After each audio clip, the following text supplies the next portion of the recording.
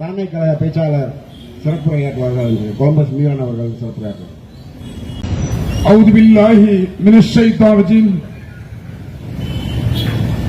பிஸ்மில்லாஹிர் ரஹ்மானிர் ரஹீம்.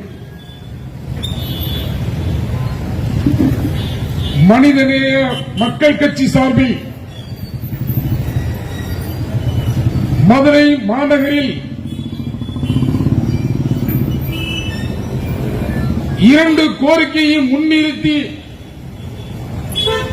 நடைபெற்ற அந்த மாநாடு தீர்மானங்களை விளக்கு வண்ணமாக நடைபெறுகின்ற இந்த திருமண கூட்டத்தில் தலைமை பொறுப்பை வைத்திருக்கக்கூடிய அன்பு சகோதரர் மன்சூர் அலி அவர்களே, சித்திக் அவர்களே, தாஜுதீன் அவர்களே, சமீல் அவர்களே, முகமது சமீமுல்லா அவர்களே, சையத் அவர்களே, அப்துல் கரீம் அவர்களே, முகமது சபி அவர்களே, முகமது ஐயூப் அவர்களே, சுல்தான் அவர்களே, ஐயூப் அவர்களே, காதர் அவர்களே, நசருதீன் அவர்களே, எனக்கு முன்னால் உரையாற்றி சென்றுள்ள என் எளிய நண்பர் தலைமை கழக பேச்சாளர் காஞ்சிபுரம் மாவட்ட தலைவர் சலீம் அவர்களே, எனக்கு முன்னால் பேசி அமைந்திருக்கக்கூடிய மனித உரிமை அணியுடைய மாநில துணை செயலாளர் அன்பு சகோதரர் நயினார் முகமது அவர்களே, பல்வேறு கூட்டங்களில் பேச வேண்டும் நோக்கத்தோடு முதலாக பேசி சென்ற எமது கட்சியின் மாநில துணை பொதுச் செயலாளர் மாமன்ற உறுப்பினர் அண்ணன் தாம்பரம் ஏக்குப் அவர்களே, இந்த துண்டறிக்கையில் அனைவரையும் பெயர்களில் சொல்ல வேண்டும் தான் எண்ணம் இருந்தாலும் காலத்தின் அருமை கருதி நான் பேசக்கூடிய வார்த்தைகளை செவிமடுக்கின்ற அன்பு உறவுகளே, சகோதரர்களே, வியாபார ஸ்தலத்திலிருந்து இந்த மனிதநேய மக்கள் கட்சி சார்பில் பேசக்கூடிய வார்த்தைகள் என்ன என்பதை செவிமடுக்கின்ற அன்பு தோழர்களே, இறுதியாக நன்றியுரை ஆற்ற இருக்கக்கூடிய அன்பு தோழர்களே, உங்க அத்தனை மீதும் எல்லாம் வல்ல இவருடைய சாந்தியும் சமாதானம் உண்டாகட்டுமாக. முதல்ல தெரிஞ்சுக்கிடுங்க, இந்த மனிதநேய மக்கள் கட்சி மற்றவர்கள் மாதிரி அரசியல் அதிகாரத்துக்கு மட்டும் செல்ல வேண்டும், அது நமக்குதான் நோக்கம் என்று அல்ல. உலக அரங்கிலேயே ஒரு மனிதநேய மக்கள் கட்சி மாதிரி ஒரு அரசியல் கட்சியில கொண்டு வர முடிந்தால் இந்த மேடை விட்டு நான் சொல்றேன், வெளியேறேன். என்ன இப்படி சொல்றீங்க? எல்லா அரசியல் கட்சியும் சேவை என்று சொல்லும், எல்லா அரசியல் மக்களுக்கான அரசியல் கட்சி சொல்லுவாங்க. ஆனால் இந்த மண்ணில் 200க்கும் மேற்பட்ட ஆம்புலன்ஸ் சேவை, இரத்த தான சேவை, வெள்ளத்தில் பாதிக்கப்படும் போது, சுனாமியால் பாதிக்கப்படும் போது, எங்கெல்லாம் மக்களுக்கு பாதிப்பு ஏற்படுகிறதோ அந்த களத்தில் உலக அரங்கில் ஒரு அரசியல் கட்சி இருக்குமானால் அது மனிதநேய மக்கள் கட்சி. இந்த மனிதநேய மக்கள் கட்சி தமிழ்நாடு முஸ்லிம் முன்னேற்ற தாய் கழகத்தின் கட்சியாக இருக்கலாம். முஸ்லிம்களால் இந்த கட்சி உருவாக்கி இருக்கலாம். ஆனால் ஜாதி மத இன வேறுபாடின்றி இருக்கக்கூடிய ஒரு சேவை அரசியல் கட்சி தான் இது மனிதநேய மக்கள் கட்சி தான். அப்படிப்பட்ட கட்சி சார்பில் இந்த நாட்டில் ஜாதி வேற்றுமை இல்லாமல் புரட்சியாளர் அம்பேத்கர் உருவாக்கினார் சட்டம். அந்த சட்டத்தின் அடிப்படையில் இந்தியாவில் அனைவரும் வாழ வேண்டும் என்ற நோக்கத்தில் மனிதநேய மக்கள் கட்சி சொல்கிறது. ஒரு விஷயத்தை குறிப்பா சொல்லி புரிஞ்சுக்கணும். புரட்சியாளர் அம்பேத்கர் ஒரு அரசியல் நிறை சபைக்கு போகணும். அப்ப இந்தியாவில் அப்போதைய காலகட்டத்தில் சுதந்திர இந்தியாவில் 2 அரசியல் கட்சி தான் இருந்துச்சு. ஒரு கட்சி இந்திய தேசிய காங்கிரஸ், இன்னொரு கட்சி இந்திய யூனியன் முஸ்லீம் லீக். சரிங்களா? காகிதம் இல்லத்து காலத்தில் அப்ப புரட்சியாளர் அம்பேத்கர் அவர்களுக்கு அரசியல் நிதிசபை கூட போக முடியல. அப்படியாப்பட்ட ஒரு சூழல் ஏற்பட்ட போது இன்னைக்கு அதிகாரத்தில் ஆர்வத்தில் இருக்காங்களா? என் முன் சென்ற சைம்லா சொன்னார கடவுள் கை ஆடு மாடி ஓட்டி சென்று வந்தாங்க. அந்த மாதிரி கூட்டம் அன்னைக்கு தடுத்துச்சு. அன்னைக்கு இந்த முஸ்லீம் சமூகம் தான் புரட்சியாளர் அம்பேத்கர் அவர்களை அரசியல் நிதிசபைக்கு கொண்டு போறாங்க. இது புரிஞ்சுதா? இப்ப விஷயத்துக்கு வர இப்போ அரசியல் அதிகாரத்தில் முஸ்லிம்கள் பங்கு கேட்கல. முஸ்லிம்களுக்கு மட்டும் பங்கு கேட்கல. யாருக்கெல்லாம் பங்கு கேட்கும் அப்படின்னா அனைத்து சமுதாய மக்களும் கேட்கிறோம். ஏன் அரசியல் அனைத்து சமுதாயத்தை கேட்கிறோம்? இந்திய தேசம் விடுதலை பெறும்போது யாரும் ஜாதி மத வேற்றுமை பார்க்கல, சமத்துவத்தை பார்த்தோம். அந்த சமத்துவத்தை பார்க்க போய் தான் நம்ம என்ன செய்யறோம்? முஸ்லிம்களுக்கு மட்டுமல்லாம ஒட்டுமொத்தக்கும் சதவீத அடிப்படையில் இப்போ நாடாளுமன்றத்தில் 546க்கு மேல நாடாளுமன்ற உறுப்பினர் இருக்காங்க. ஆனா முஸ்லிம்கள் எண்ணிக்கை எத்தனை தெரியுமா? ஒரு 28 நபர் தான். 100க்கு 15 போட்டோம்னா 500 கிலோ ஆச்சு. 100க்கு 15 போட்டா 500 கிலோ கணக்கு பண்ணுங்க.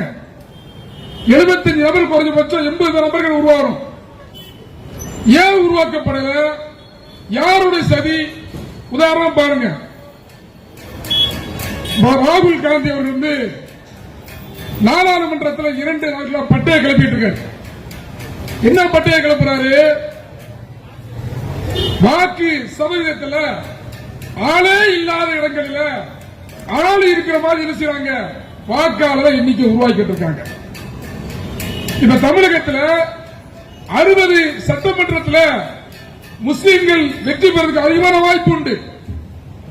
எனது மாவட்டம் கடையநல்லூர், அதே மாதிரி பாளையங்கோட்டை, அதே மாதிரி மத்திய சென்னை, இப்படி பல தொகுதிகள் இருக்கு. அந்த தொகுதியில் ஃபுல்லா வரமுறை என்ற பெயரில் என்ன செஞ்சிட்டாங்க? வாக்கு சதவீதம் பிரிச்சு காட்டாங்க. இப்ப பொண்ணால பேசக்கூட அன்புச்சவர் சொன்னார், இந்த தாம்பரம் மாநகராட்சியில் 70 பேர் இருக்காங்களா, அதுல கூட என்ன செய்ய முடியலையா? வாக்கு வங்கி இஸ்லாத்தை உருவாக்க முடியலையா? அப்ப அன்பான உறவுகளே, நான் பேசக்கூடிய வார்த்தைகளை செவிமடுக்கின்ற மாற்றுமத அன்பர்களே, ஏதோ ஒரு வெறிப்பிடித்த அரசியல் கட்சி கூட ஜாதி மத நோக்கத்தோடு அல்ல. இந்த மனிதநேய மக்கள் கட்சி எங்க இருக்கிறதோ, மதவாத அரசியல் மத்தியிலே மனிதநேய அரசியலை செய்யக்கூடியவர் இந்த மனிதநேய மக்கள் கட்சியுடைய அன்பர்கள், தோழர்கள். அப்படிப்பட்ட சூழல்ல காலத்தை அடுத்த செய்திக்கு போறேன். அப்ப இந்த மாதிரியான சூழல் இருக்கு. அடுத்தது மிகப்பெரிய கொடுமை பாருங்க. என்னைக்கெல்லாம் அந்த மத்திய மோடி அரசு இந்திய தேசத்தில் அடி வச்சதும் அப்போதெல்லாம் அவங்களுக்கு சேவை அரசியல் கிடையாது, மனிதநேய அரசியல் கிடையாது, மக்கள் சேவை கிடையாது. அவங்களுக்கு ஃபுல்லா மதவாத அரசியல் தான். முத்தலாக்கு சட்டம் கொண்டு வந்தாங்க. அந்த முத்தலாக்கு சட்டத்தை யாரு கேட்கணும்? முஸ்லீம்கள் கேட்கணும், திருத்தித்தான் கேட்கணும். முஸ்லீம்கள் கேட்டார்களா? இல்ல. அதே குடியுரிமை திருத்த சட்டம் கொண்டு வந்தாங்க. நீங்க மத்திய அரசு கொண்டு வந்த சட்டத்தை மட்டும் கடை வைங்க. அந்த குடியுரிமை திருத்த சட்டத்தை எப்படி? யாரெல்லாம் எவரெல்லாம் குடியுரிமை சட்டத்துக்கு ஆதார் கார்டு இருந்தா போதும். அன்பான உறவுகளே, இது முஸ்லீம்கள் கேட்க வேண்டாம், என்ன தொப்புள் கொடி உறவுகள் கேளுங்க.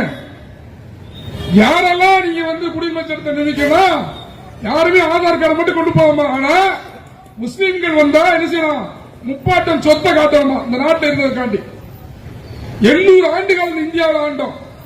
இந்த நாடை ஒருங்கிணைச்சது முஸ்லீம்கள் தான். இந்த நாடு தாலகா மாவட்டம், தமிழ்நாடு மாகாணம், இந்த சென்னை மதராசப்பட்டம் தான்.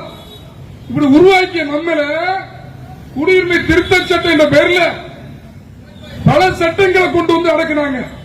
அதோட கொடுமை பாருங்க, பெரிய மனக்குமுறல். இந்த மாநாட்டில் 2வது தீர்மானம் ஏத்துறோம். என்னது, நாங்க ஏத்துற சட்டம் என்னன்னா வக்ஃப் சட்டம். இதை உன்னிப்பா கேளுங்க அன்பான உறவுகளே. அதாவது வக்ஃப் சொத்து யாரு? முஸ்லிம்கள் சொத்து. முஸ்லிம்கள் எதுக்கு அந்த சொத்தை உருவாக்குறாங்க? ஏழை எளிய மாணவர்கள் படிப்பதற்காக, கல்லூரி கட்டுவதற்கு, அதே மாதிரியான பள்ளிவாசல் நிர்ணயம் பண்றதுக்கு, வணக்க வழிபாட செய்யற சட்டம் கொண்டு வந்தோம். அதுல புதிய திருத்த சட்டம் எப்படி பாருங்க, கொடுமையை கேளுங்க அன்பான உறவுகளை.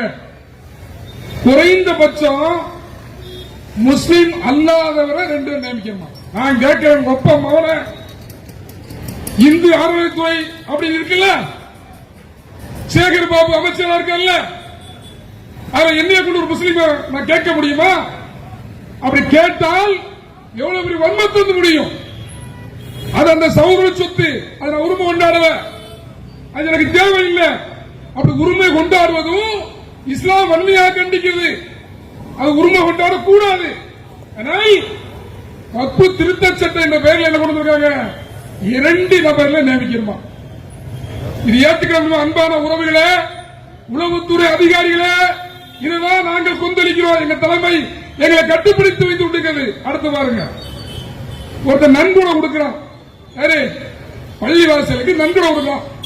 இப்ப பள்ளிவாசல ஒரு சுப்பிரமணியனோ அல்லது வேற யாரோ வந்து நினைச்சுவாரு, ஒரு நோம்பு கஞ்சிக்கு ஒரு 5000 ரூபாய் கொடுப்பாரு, அல்லது ஒரு 10000 ரூபாய் கொடுப்பாரு.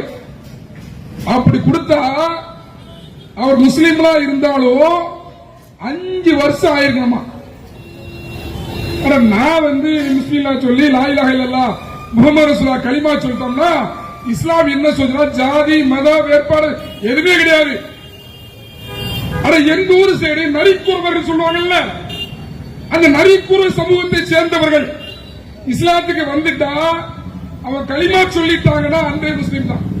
ஜாதி கிடையாது, மதம் கிடையாது. என் மண்ணின் பக்கத்துல ரஹ்மத்ல மீனாட்சிபுரம் சொல்லுவாங்க. அந்த ஊரே தேவந்திர வேளாண் சமுதாயத்தை சேர்ந்தவங்க. ஜாதியின் கொடுமை தாங்க முடியாம இஸ்லாத்தை நோக்கி வந்துட்டாங்க. இன்னைக்கு உறவோடு இருக்கோம். அங்க ஒரு பள்ளிவாசல் இருக்கு, இன்னைக்கு முஸ்லீமா பயணிக்கிறாங்க. நான் என்ன கேட்கிறேன், ஏன் சகோதரர் இஸ்லாத்துக்கு வாரா அப்படின்னா 5 வருஷம் 10 வருஷம் நீ யாரு? அது நீ யாரு டிமாண்ட் பண்ற? இது என்ன காரணம்? இதெல்லாம் முஸ்லிம்களை அடக்கிறது, அடக்க ஒடுக்கிறது. இது வந்து ஏற்றுக்கொள்ள முடியுமா? அப்ப உறவுகளே, இந்த வக்ஃப் திருத்த சட்டத்தில் மிகப்பெரிய ஒரு விஷயம், கடுமையாக என்ன செய்யறாங்க? ஒரு பள்ளிவாசத்தை வைக்க விடாங்க. சரி, இந்த சொத்து அதோட முடிஞ்சுதா? இந்த சொத்து எங்கேயுமே வந்து கையாளப்படலையா? பாபர் மசூதி அது வக்ஃப் சொத்து தான். 1950 காலங்கள்ல 5 சொச்சம் காலங்கள்ல இப்ராஹிம் லோடியா கட்டப்பட்டு அந்த ஆட்சிக்கு பிறகு பாபர் ஹுமாயூன் கைப்பற்றி அந்த பாபர் மசூதி கட்டிதான் வரலாறு. அது அபகரிச்சாலும் இல்லையா? அப்படி அபகரிக்கத்தான். நல்லா கேளுங்க, 12 ஆண்டுகள் அன்பான உறவுகளே, இது நல்லா தெளிவா கேளுங்க. 12 ஆண்டுகள் ஒருத்தர் வக்ஃப் சொத்தை வச்சிருக்காமனா, வக்ஃப் சொத்தை வச்சிருந்தாங்கன்னா அது அவனுக்கே புரியலாம். அப்ப எப்படி நாடாளுமன்ற எவன் அப்போட சொத்து? அதானி அம்பானி இருக்காங்களே, யாரோ அப்போட சொத்து? நல்லா கேளுங்க, 12 ஆளுக்கு அவனுக்கே ஒண்ணுனா, திருநெல்வேலி மாவட்டம் பேட்டை என்ற ஊர்ல ஒரு பள்ளிவாசோட முத்தவள்ளி. நல்லா கேளுங்க, இந்த சட்டை நான் கூடாதுன்னு சொல்றேங்க. முத்தவள்ளி ஒருத்தர் இஸ்லாத்துக்கு வராரு. அவர் ஒடுக்கப்பட்ட சமூகத்திலிருந்து இஸ்லாத்துக்கு வந்து இஸ்லாமிய முறைப்படி ஒரு திருமணம் பண்ணி வாழ்ந்துட்டு இருக்காரு. அவர் என்ன செய்யறாரு? வக்ஃப் சொத்தை அபகரிச்சு வச்சிருக்காரு.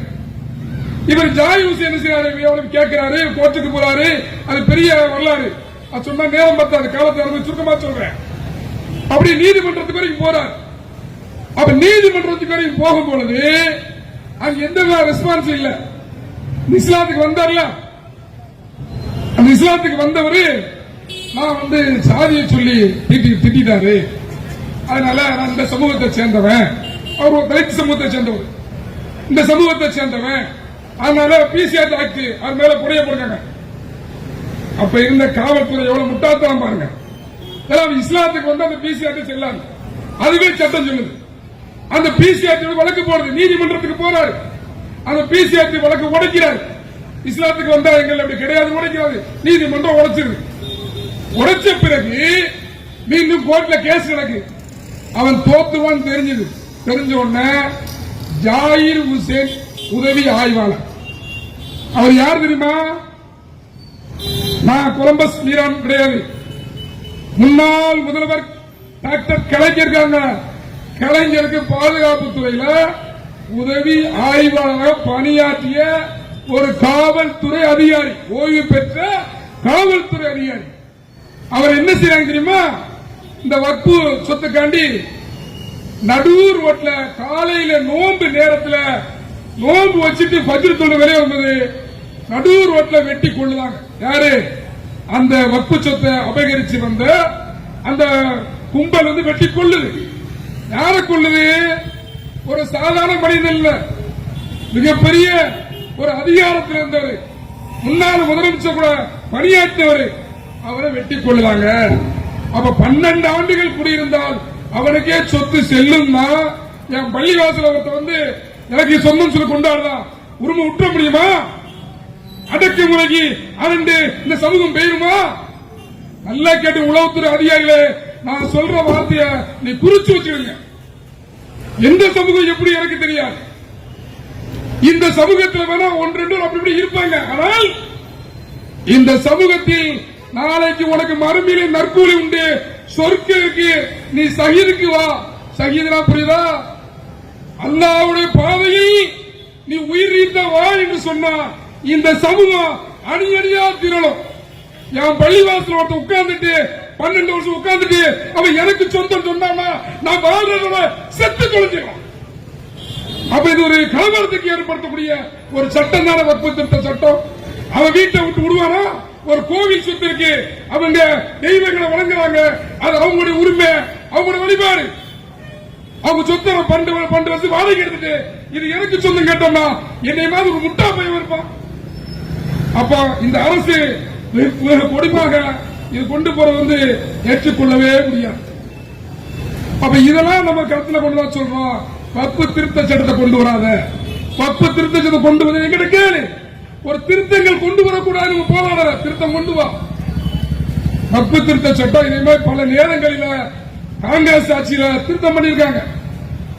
சட்டத்துக்கு ஏற்பாக, தோதுக்கு ஏற்பாக முஸ்லிம் ஆலிம்கள்ட்ட அவங்க என்ன செய்யலாம்? ஒரு ஆலோசனை செய்து கேட்கலாம். அது கேட்கிற தப்பு இல்லை. ஆனால் இப்படி செய்வது என்ன செய்ய முடியாது, பண்ண முடியாது. ஆனா அரசின் நிதி சட்டம் என்ன சொல்ல தெரியுமா? சட்டம் 26 மத விவகாரங்களில் நிர்வகிக்கும் சுதந்திரம் யாருக்கு உண்டு? அந்த மதத்துடைய அதோட சட்டம் அவனுக்கு உண்டு. இல்ல தலையிடக்கூடாது. வக்பு சொத்துல, பள்ளிவாச சொத்துல தலையிடக்கூடாது. யார் சொல்றா?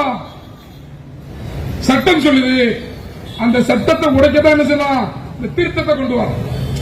இப்ப என்ன நினைச்சிட்டாங்க சில நண்பர்கள், சில உறவர்கள் வந்து முஸ்லீம் தானே பிரச்சனை, நமக்கெல்லாம் பிரச்சனையே இல்லையப்போ, நமக்கு என்ன கவலை, முஸ்லீம்கள் சொத்து தானே, அவங்க சொத்தான போகுது. அன்பான உறவுகளே, இந்த ஒட்டுமொத்த அந்த அவால் இருக்காங்க, சங்பரிவால் இருக்காங்க, சங்பரிவாலை தவிர்த்துட்டு இந்த இந்தியாவில் வாழக்கூடிய அத்தனை சமூகத்துக்கும் இன்னைக்கு முஸ்லிம் சமுதாயம் ஒரு அரணா இருக்கு. என்ன தெரியுமா? முதல்ல முஸ்லிம் சமுதாயத்தை சொல்லி பிடிப்போம், அடுத்து கிறிஸ்துவ சமுதாயத்துக்கு வருவோம், அடுத்து தலித் சமூகத்துக்கு வருவோம், அடுத்து பிற்படுத்தப்பட்ட சமூகத்துக்கு வருவோம். ஆரிய கணவாய் வழியாக ஆடு மாடு அப்படியா மேய்ச்சிட்டு வந்து இந்திய மண்ணில நுழைஞ்சு அவன் தாழ்ந்தவன் உயர்ந்தவன் கீழ்ந்தவன் எப்படிலாம் ஒரு சட்டத்தை உருவாக்கினானோ அதை உருவாக்கிய விளைவில் கடுமையாக கொண்டு வருவான். அப்ப இந்த முஸ்லீம் சமூகம் தான் என்ன செய்யுது? ஒரு அரணாக ஒட்டுமொத்த இந்தியாவுக்கு இன்னைக்கு அரணாக இருக்கு. அடுத்து பாருங்க 26 சொல்லுது, தொண்டு நோக்குடன் அமைப்பு நிறுவி சுதந்திரமாக பராமரிக்கலாம். தொண்டுனா எப்படி? இந்தியா முழுவதும் வக்ஃபு வாரியம் இருக்கு. இந்தியா முழுவதும் வக்ஃபு வாரியம் இருக்கு. இந்த வக்ஃபு வாரிய சொத்துக்களை வக்ஃபு வாரியம் தான் அது என்ன செய்யணும், அதை முறைப்படுத்தணும்.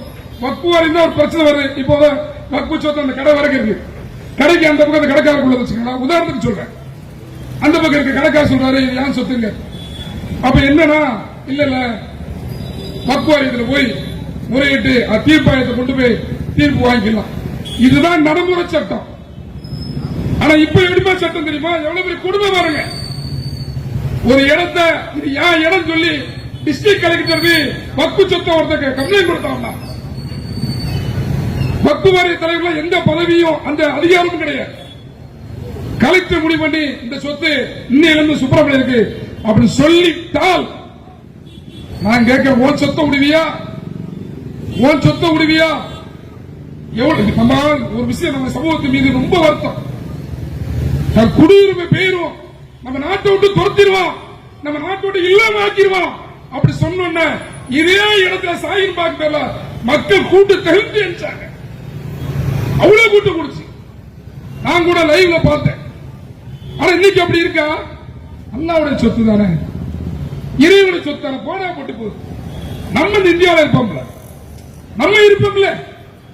அல்லாஹ்வுடைய சொத்தை போராடுவதற்கு, அந்த போராட்ட முறையை நுழைவதற்கு இந்த சமூகம் தயாரா இல்ல. என்பிஆர் சிஏ கொண்ட குடியுரிமை சட்டம் போயிருவோம், நம்ம ஜெயில அடைச்சிருவோம், நம்ம எல்லாம் இந்த நாட்டு விட்டு போயிருவோம், பிள்ளைகள் எல்லாம் தெருவில் வந்துடும். அப்படி என்ன ஒண்ணு அடியடியா அந்த தெருவை நிரப்புற இதே சமூகம் தானே இந்த வண்டியில் இருக்கிறது. அல்லாஹ்வுடைய சொத்தை எடுக்கக்கூடிய சங்பரியா திட்டம் இந்தியா முழுவதும் நடந்துட்டு இருக்கு. அதை எடுத்து போராட வேண்டாமா?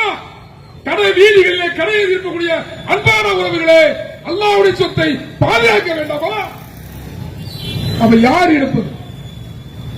டிஸ்ட்ரிக்ட் கலெக்டர் நாளைக்கு அந்த பள்ளிவாசலே ஒரு வேற மாலசாமிக்கோ குப்பசாமியோ ஜான் பீட்டருக்கோ அப்படி தீர்ப்பு கொடுத்துட்டாருன்னா எங்க சொல்ல போவீங்க? இந்த மண்ணு நான் வரலாற்றை படிச்சேன். இந்த மண்ணில் பல சமூகம், பல்வேறு சமூகம் இருக்கு. நீங்க பள்ளிவாசல்ல நான் மகரிப்பு தொலை போகும்போது ஒரு மிகப்பெரிய காட்சியை பார்த்தேன். ரொம்ப சந்தோஷமா இருந்துச்சு. அந்த பள்ளிவாசலுக்குள்ள மாற்று மத சகோதரர்கள் இருந்தாங்க. நம்முடைய ஏற்றத்தாழ்வு பார்க்க மாட்டோம். ஏன் பார்க்க மாட்டோம்னா, இஸ்லாம் பார்க்க சொல்லல. அவங்க வரக்கூடாது, நம்ம சொத்துகளுக்கு நம்ம இடத்துக்கு போக கூடாது நம்ம சொல்லல. என் சொத்தை யாரும் அபகரிக்க கூடாது, ஒரு ஜாயிர் ஹுசேன் இறந்த மாதிரி வேற இறக்க கூடாது. பாருங்க, இந்த பல்லாவரம் பகுதியில் எல்லா சமுதாயமே இருக்காங்க. இந்து சமூகம் யாரு? அதுல பல்வேறு பிரிவுகள் எல்லாம் சேர்த்து 84% இருக்காங்க. முஸ்லீம் சமூகம் உங்க பகுதியில் உங்க வரலாறு பல்லாவரத்தில் பகுதியில் 6.37 விழுக்காடு யாருங்க? முஸ்லீம் சமுதாயம் இருக்காங்க. 8.4 விழுக்காடு கிறிஸ்துவ சமுதாயம் இருக்காங்க. சீக்கிய சமுதாயம் 0.4% இருக்காங்க. பௌத்த மதம் 0.7% இருக்காங்க. புள்ளியில மதமே இல்ல, ஜாதியே இல்ல, எதுவுமே இல்ல சொல்லக்கூடிய 0.1% இருக்காங்க. இங்க எதற்காக அந்த வார்த்தையை சொல்றோம்னா, இந்த பல்லாவரத்தில் இந்த பகுதியில் எல்லா சமூகம் வாழக்கூடிய பகுதி இங்கெல்லாம் இருக்கும். இந்த உறவை உடைக்கத்தான் சங் பரிவார் என்ன இந்த திட்டத்தை தீட்டி இந்த மாதிரி விஷயங்களை கொண்டு வராங்க. அதுக்கு தான் நம்ம சொல்றோம், சரிங்களா? ஒருபோதும் வக்ஃபு திருத்த சட்டத்தை கொண்டு வந்து விடக்கூடாது. நம்ம சொல்ற நோக்கம் அந்த மாநாட்டில் பாருங்க, லட்சக்கணக்கான மக்கள் வந்தாங்க. முஸ்லிம்கள் மட்டும்தான் வந்தாங்களா? எல்லா சமுதாயத்தையும் சேர்ந்த மக்கள் வந்தாங்க. அந்த மாநாடு சிறப்பாக முடிச்சிருந்தாங்க. காலத்தை அனுப்பி ஒன்னா சேர்ந்து குடிச்சு கொண்டு போறேன். அதே மாதிரி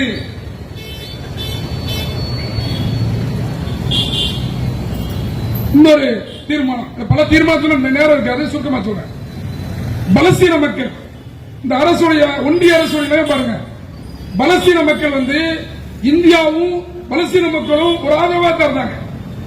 அந்த பலஸ்தீன மக்களுடைய போர் புரியாத இஸ்ரேலு காசான ஒரு பகுதி, நல்லா பாருங்க, காசான பகுதி இங்க இருந்து பார்த்தா ஒரு 10 கிலோமீட்டர் அகலம், 40 கிலோமீட்டர் நீளம், இவ்வளவுதான் அந்த நாட்டோட பகுதி.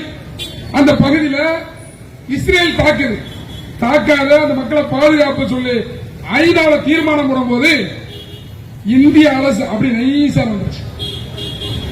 ஆனா பாலஸ்தீன இந்தியா கடுமா காந்தியடிகள் அந்த சுதந்திரம் வேகும் போது அந்த பாலஸ்தீன மக்களுடைய உறவுக்காக போராடினாங்க.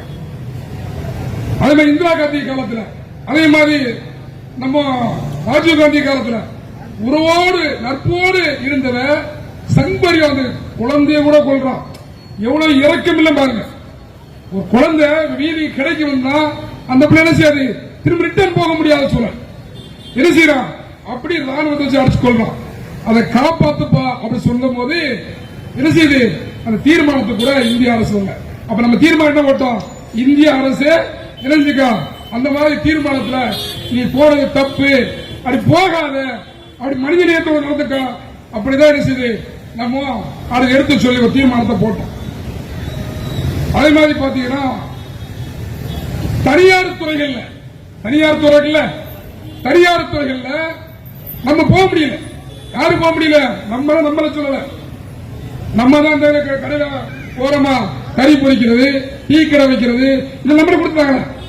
வண்டி தள்ளுறது இது நம்மள கொடுத்தாங்க. ஆனா நம்ம என்ன சொன்ன, தனியார் துறைகள்ல அரசு தலையிட்டு நீ இடஒதுக்கீடு கொடுங்க. யாருக்கு, முஸ்லிம்க்கு மட்டுமா? பறையர் சமூகம், தேவேந்திர சமூகம், தேவர் சமூகம், பிள்ளையார் சமூகம், கோனார் சமூகம், இப்படி எத்தனை சமூகம் இருக்கு. அதே மாதிரி கிறிஸ்துவ சமூகம், எல்லா சமூகத்துக்கும் செய்ய சதவீத அடிப்படையில் இத்தனை பேருக்கு எப்படி அரசாங்கத்தில் 69 அட்டவணை இருக்கோ அதே அட்டவணைய இந்த துறையிலும் கொண்டு வாங்க. இது யாருக்காக பேசுது, முஸ்லீம்களுக்காக பேசிச்சு. இப்ப ஒருத்தரை படிக்கிறாரு, ஐடி கம்பெனியில் வேலை வருது, ஐடி கம்பெனியில் வேலை வரும்போது 2 லட்சம் ரூபாய் பணங்களுக்கு ஒரு ஒடுக்கப்பட்ட தலித்து சமூக மக்களுக்கு அவனுக்கு எண்ணிக்க முடியல, போக முடியல, அந்த வேலை வாய்ப்புக்கு செல்ல முடியல. அப்படி இந்த வேலை வாய்ப்புக்கு செல்ல நீனும் போ. அப்படிதான் என்ன செய்யறோம், நம்ம அந்த தீர்மானத்தை மாநாடுல நிறைவேற்றணும். அதோடு இந்த விஷயம் கேளுங்க, தவறு யாரு செஞ்சாலும் தப்புதான், அது முஸ்லிம்கள் செஞ்சாலும் தப்புதான், அது நம்ம தவறு சொல்ல.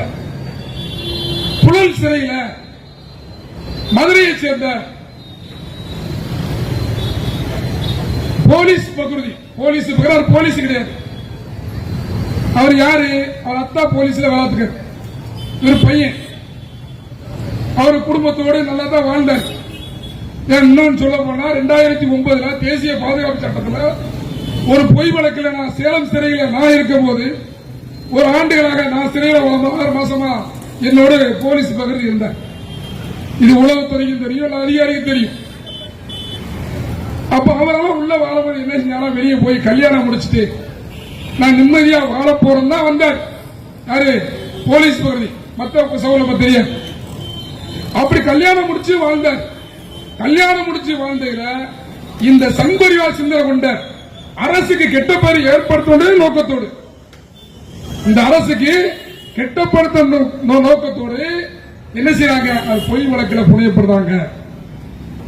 புழல் சிறையில தாக்கப்படுகிறார்கள், புழல் சிறையில சித்திரவதை செய்யப்படுறாங்க. அதான் மனிதநேய மக்கள் கட்சி என்ன சொல்றா, அதை தடுத்து நிறுத்துங்கள். அந்த மாதிரியான செயல்களை யாரும் செய்யாத. ஒரு விஷயம் தெரியுமா, அன்பான உறவுகளே, நான் பேசுவது இந்த விஷயத்தை யாரும் பேசுவாங்க தெரியல. எனக்கு ஒரு காலகட்டம் சிறையில் இருந்துச்சு. அந்த காலகட்டத்தில் முஸ்லிம் கைதிகள்லாம் அப்படி இருப்பாங்க. எல்லா சிறையிலும் நடந்துச்சு. அப்படி நிற்கும் போது ஒட்டு துணி இல்லாம இந்த வார்த்தைய உன்னுடைய கனிவார்த்தால கேட்கலாம். அவர் அனுப்பிச்சிருக்காரு. சட்டையெல்லாம் கழட்டிடுவாங்க. கழட்டிட்டு 100 நாள் தொடர்ந்து அடிச்சிருக்காங்க. ஒரு துணி இல்லாம நான் சொல்றது சிறைவாசி பாதிக்கப்பட்ட நபர் இன்னொரு சிறையில் இருக்கும் போது அதை பட்ட துன்பம்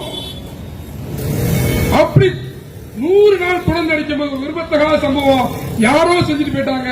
ஒரு ஜெயிலரை ஏதோ மதுரை மண்ணில் ஏதோ கொலை செய்து விட்டாங்க, ஏதோ ஒரு இஸ்லாமிய கைது செய்ய மாட்டாங்க.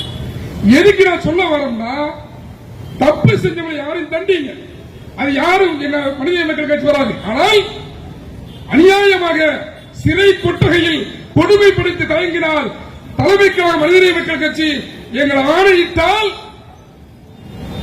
பேராசிரியர் பெருந்தகை முனைவர் ஜவாஹிருல்லா அவர்கள் எங்களுக்கு ஆணையிட்டால்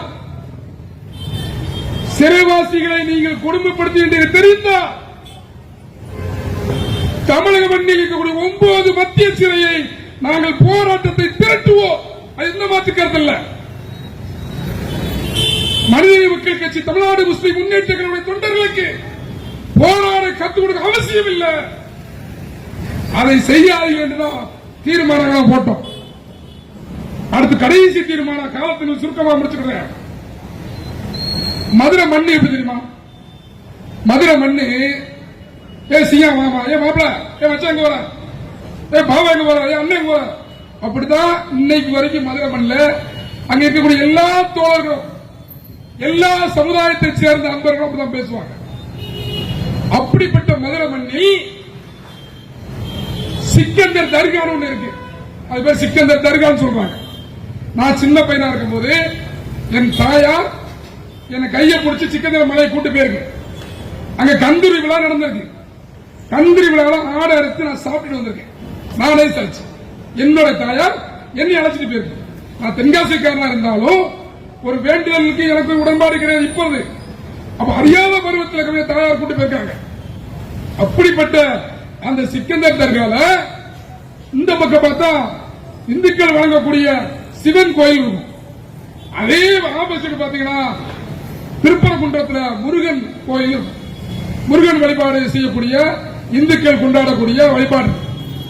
இதுவரைக்கும் பல ஆண்டுகளாக வெள்ளக்கார ஆட்சி செய்யும் போது அவர் குறிப்புகள்ல 2 ஆட்சியாளர் நேரத்துக்கு சுருக்கமா சொல்றேன், அழகா வரவேற்பட்டு இது சிக்கந்தர் தர்கா, இது முருகன் கோயில், இது சிவன் கோயில் அப்படின்னு வர வச்சுட்டு இருக்காங்க. இந்த சங் பரிவார்கள் என்னைக்கு உள்ள வந்தாங்களோ பாருங்க, சங்பரி எப்படி வருவாங்க, டைரக்டா அவனா வர மாட்டான். இந்த சங்பரியா சிந்தனை கொண்ட திராவிட முன்னேற்ற கழக அரசு தளபதி ஸ்டாலின் அரசுக்கு நம்ம ஆட்சிங்க. இந்த ஆட்சி நம்ம ஓட்டு போட்டு நம்ம ஆட்சி, திமுக ஆட்சி இல்ல, நம்மளுடைய ஆட்சி.